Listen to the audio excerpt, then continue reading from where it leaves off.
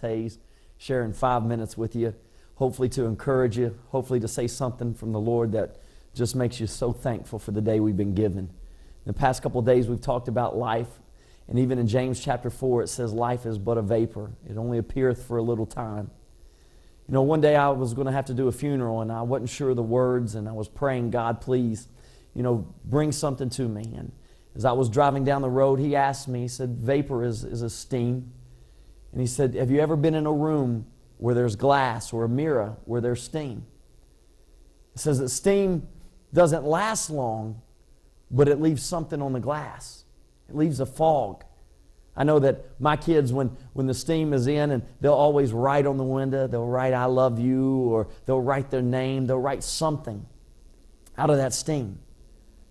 And God showed me that life doesn't last long. It'll never last long enough. Whether you live to be 100, 50, it doesn't matter. It'll never last as long as you want it to.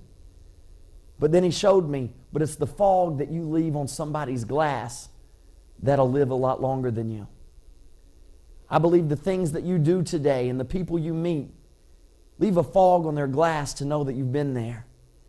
I know that on the tombstone there's those two big dates, the day you were born and the day you died, but man, that little dash in between says so much. That says how you lived as a person, how you was as a dad, how you was as a mom, how you was as a son or a daughter, how you was as a friend.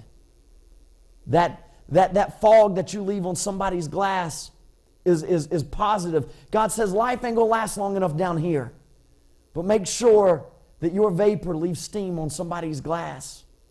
I look and know that on a mirror, we are a reflection of God, made in His image. We are a mirror.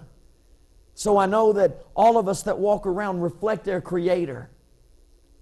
And because of that, that mirror is going to be touched by so many people's lives. I can remember when I was pastoring in Richlands and my children were small. Alex and Anna were very small. Alex was probably 4, Anna was 2, and we were all dressed up in our Sunday clothes, and it had rained during the church service. And we came out, and there were big puddles in the parking lot. And as me and Amy were talking to other people, our 2 kids had slipped down in the parking lot, and there they were in their nice church clothes and nice church shoes, and they were jumping in puddles. They were puddle hopping, and their shoes were getting wet, and their clothes were getting wet, and my wife looked at me and says, what are you going to do about those kids? They're my kids when they're doing something crazy, but she said, what are you going to do about your kids? So I walk down there in my suit and my shoes, and I look at them, and they look at me, and I give them that look like, uh-oh, they could be in trouble. And they looked up at me and like, what am I going to do? And I hopped in a puddle. And I bet we puddle hopped for 15 minutes. My kids still talk about that. What I'm trying to say is this: every day that God gives you is a chance to leave fog on somebody's glass. We don't know when our time is going to be. We don't know the last day we're going to live on this earth, but I know this: we can leave something behind. You'll never be measured, ever, by what you receive, but you will be remembered by what you give.